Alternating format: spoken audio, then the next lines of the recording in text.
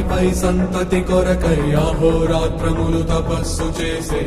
నరకేసరి కేసరి కుల సతి కడుపు పట్టగా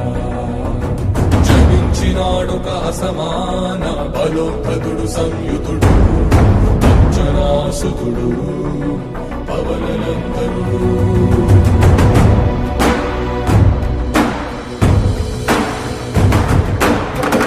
కిరణముల ఉదయాత్మి గని అది పండిన తీయని పంటను పడు సూర్యమండలము పండితి నానని వీళ్ళుడే తన దేహం నాడున రవి మరుగై జగము చీకటై మారా.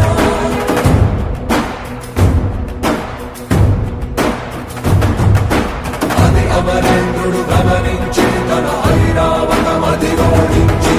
ఆంజనేయుని సమీపించి తన వజ్రాయుధమును విసరగా అది పవననందనుని హనుముని తాకా చిందిన రక్త బిందువే విద్యుద్వేగంతో ధరణి స్థలి వంద కడలిలో చచ్చి వంద కడలి అట్టడుగున గల శ్రీరంగ శుద్ధి గర్భము చేరి